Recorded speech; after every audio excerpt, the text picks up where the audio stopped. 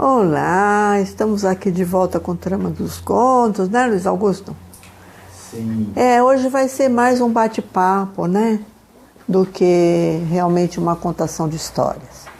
Vamos falar sobre coisas que estão por trás do conto. Exatamente. E hoje nós vamos abordar um assunto muito importante para o nosso momento, porque nós estamos vivendo uma época em que se fala muito de transformação, né? E o processo de transformação é um processo largo, né? Em que a gente sai do ego e da personalidade, vai integrando, né? A luz e a sombra que vem de várias dimensões da nossa vida para chegar até a uma plenitude, né? Mas para isso a gente passa por um processo conhecido como o processo de redenção, né? Que não é só um conteúdo religioso, né? Mas é um conteúdo vivencial. Então nós temos muitos autores que já estudaram esse processo dentro dos contos, especialmente dos contos de fadas, e um dos autores é Marie-Louise von Franz, que escreveu esse livro maravilhoso, O Significado Psicológico dos Motivos de Redenção nos Contos de Fada, um estudo arquetípico sobre conflitos e problemas de relacionamento. Então está aqui o livro da Marie-Louise, que eu estou aqui me deliciando com ele, né? Porque vai de encontro a muitas experiências pessoais, tanto como terapeuta como pessoa, né? E acho que é um tema que tem muito a ver com essa necessidade de ressignificar a vida, né? Então vamos lá. Você tem umas perguntas aí, né, Luiz Augusto? Eu queria saber o que é a redenção nos contos de fadas.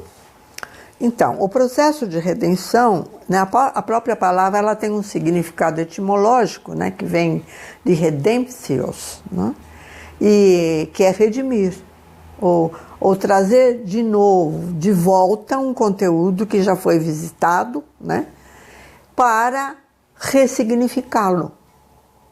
Então, a redenção nos contos de fada é esse processo de ressignificar, né, um conteúdo que está perdendo a sua força, né, e que está causando problemas na vida das pessoas. E nos contos de fada isso aparece muitas vezes, quase todo conto tem, né, um trabalho de redenção. Sim, tem algum conto de fadas que ilustre de uma forma simplificada esse caminho do retorno para o si mesmo, que é uma coisa que a gente estava falando ainda há pouco?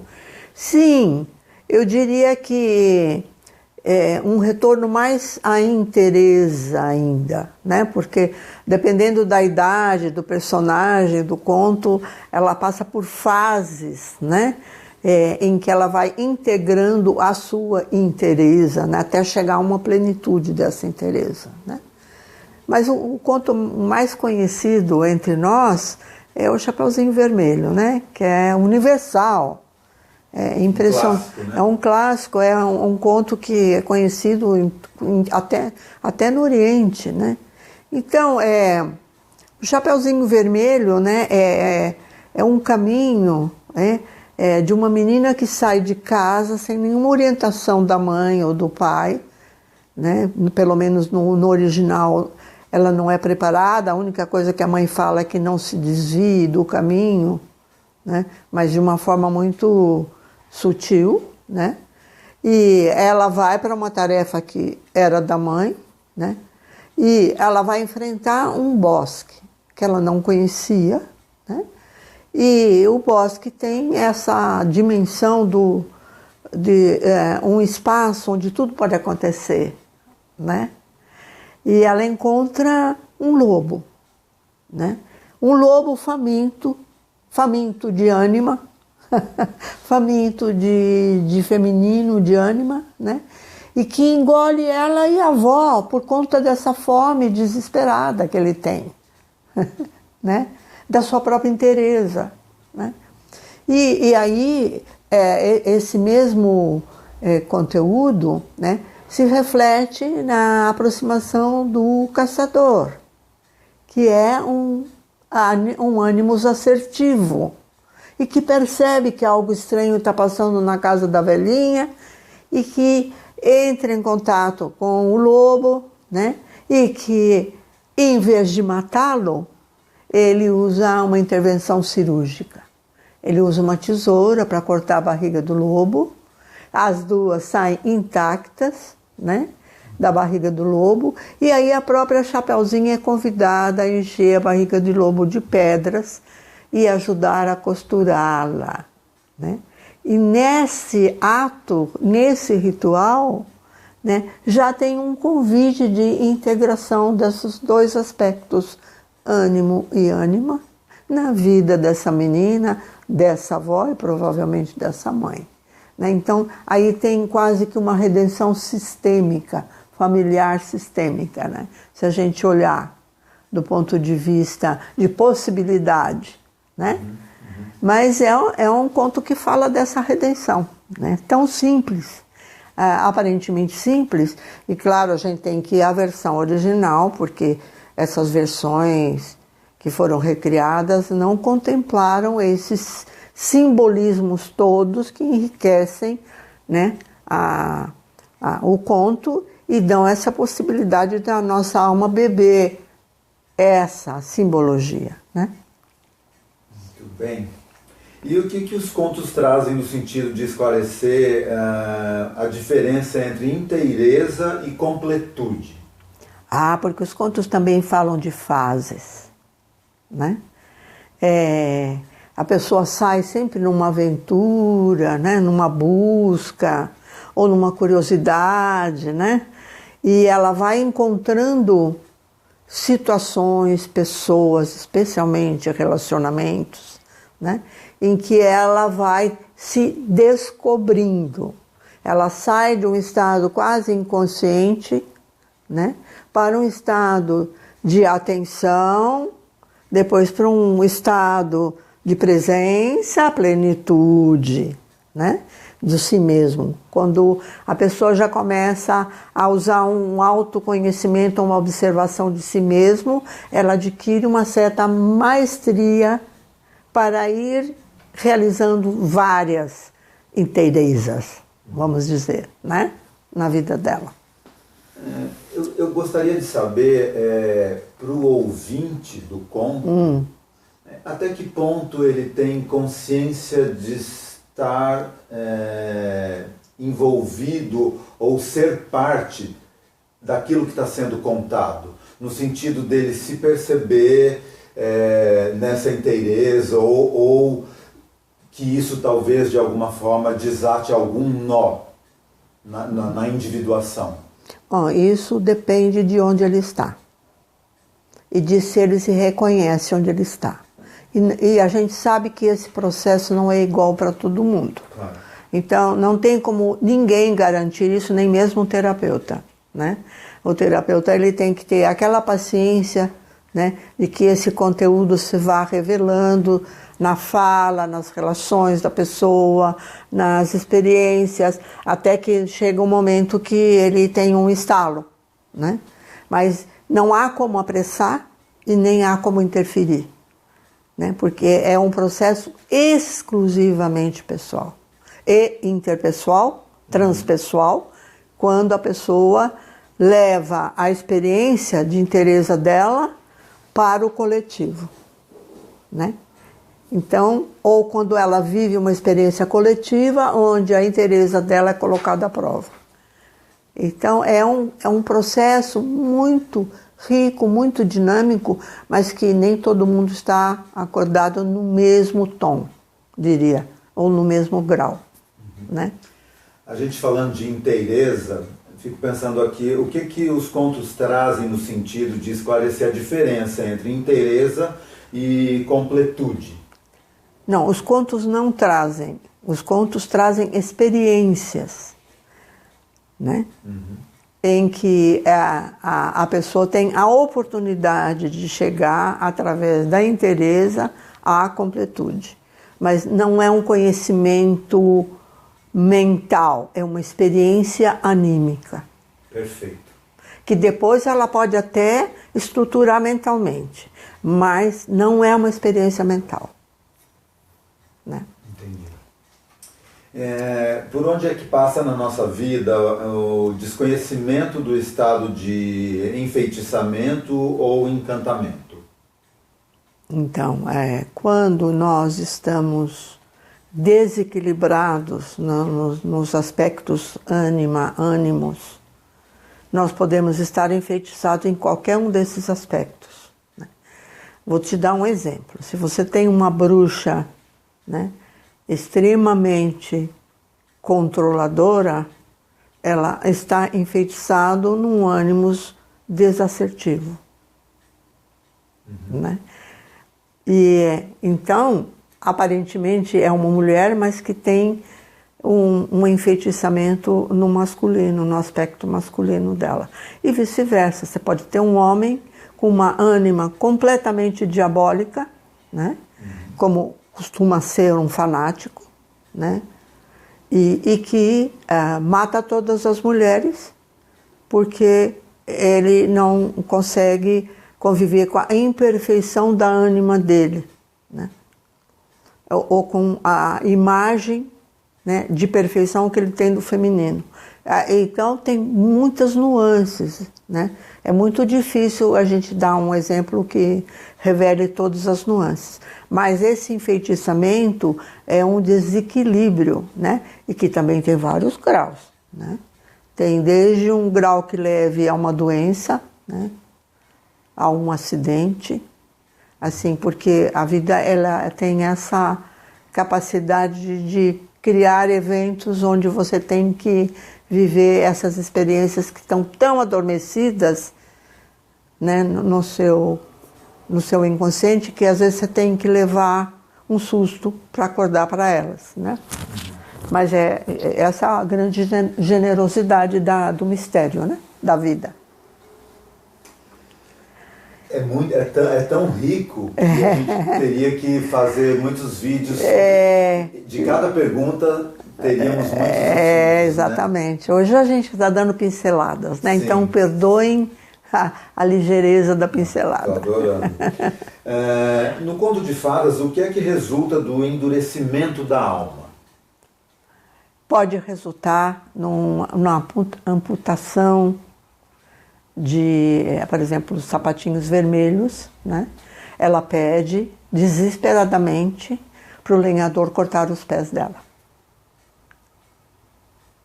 Né? Então é uma atitude dramática. Forte, imagem forte. É uma imagem muito forte, né? Porque os pés têm a ver com o destino, né?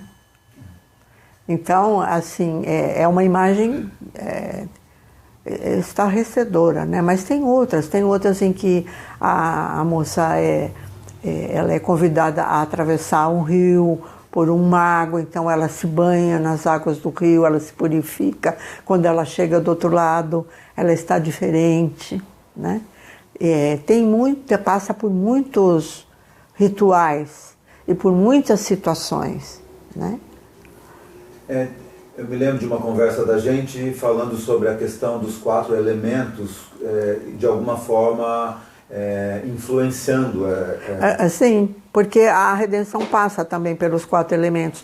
Nos contos de fadas é muito comum passar pela água, né? Pela água morna, sobretudo, né?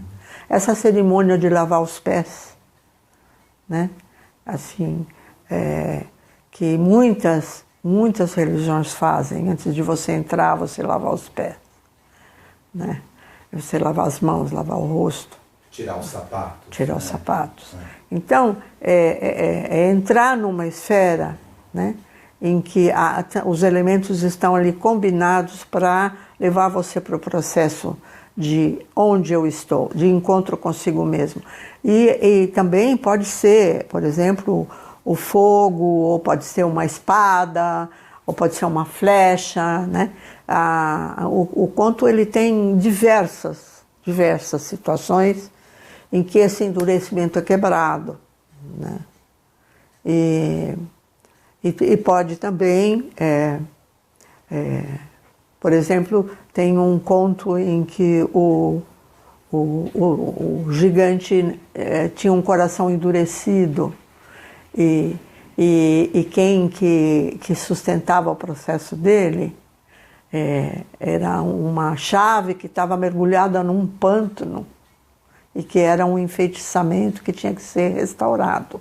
E quem mantinha o processo sem que ele se exacerbasse era uma contadora de histórias, né? Que também tem muito a ver com a água, a contação de histórias, né?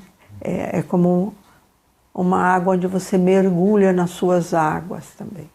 Preenche espaços vazios, ela percorre... Ela percorre pelo seu parasimpático, pelo seu simpático, pela sua circulação, pela sua respiração. Ela vai entrando, né? O conto vai, as imagens vão entrando, né? Então, aí, também em muitos contos, a pessoa tem que trocar de pele, né?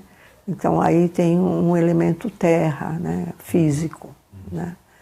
Enfim, é muito rico. Se a gente realmente for pesquisar, né, esse endurecimento, né?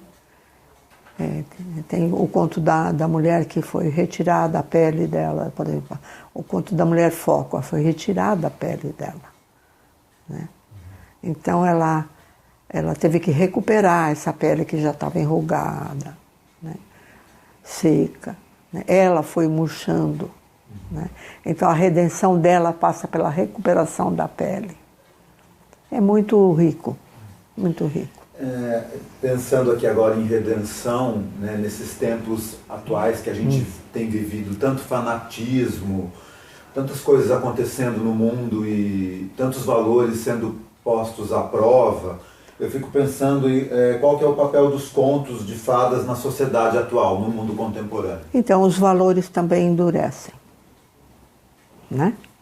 E esse é um reconhecimento difícil. Tudo que está cristalizado não está circulando vida, né? Então, o endurecimento, né, do ponto de vista social, né, tem muito a ver com o fanatismo em todos os níveis, né? O fanatismo religioso, filosófico, político, do sistema familiar, das crenças pessoais, tudo pode ter fanatismo. A gente acha que está sempre fora da gente, né? A tendência nossa é achar que está fora. Está no outro. Mas quanto mais incomoda no outro, mais está dentro de nós. E isso é uma dica. Né? Agora, aqui eu vou ler aqui um trecho da Marie-Louise, me permitam, porque eu acho que é tão rico que eu não quero fazer uma interpretação do texto. Ele diz assim: o cristal é uma substância que representa o espírito ou a matéria espiritual em forma concreta. Mas a história do simbolismo alquímico do si mesmo aparece como uma nuance negativa, e eu preferiria dar aqui a todos esses elementos uma nuance negativa e dizer que a figura da ânima está aprisionada, muitas vezes, numa dureza inumana, ou seja, a alma está aprisionada. Atualmente, as pessoas têm uma imagem negativa do si mesmo e ela está endurecendo de modo incrível. Certos nazistas fazem um esporte da tentativa de matar todo o seu sentimento. Supõe-se que o endurecimento artificial e destrutivo do sentimento deva ser heróico. No ensaio de Jung sobre a psicologia da transferência, diz ele que, como uma reação contra o acabar sendo dissolvido nas massas, o inconsciente tenta hoje produzir nas pessoas a solidificação do indivíduo. Até para ir contra as massas, você pode endurecer demais. Podemos ver no homem moderno essa tendência para solidificar o indivíduo. Se isso não dá resultado ou funciona inconscientemente, então ocorre um endurecimento, do qual, se estão possuídos, se orgulham da posição endurecida, pois seus líderes são inflexíveis. E nesse caso, a solidificação do indivíduo não funcionou para a redenção. Podemos dizer que nos dias de hoje temos apenas uma escolha: ou tornarmos indivíduos endurecidos, destrutivos, defendendo-nos deste modo, inconscientemente, ou tornarmos indivíduos mais sólidos na inteireza do nosso íntimo.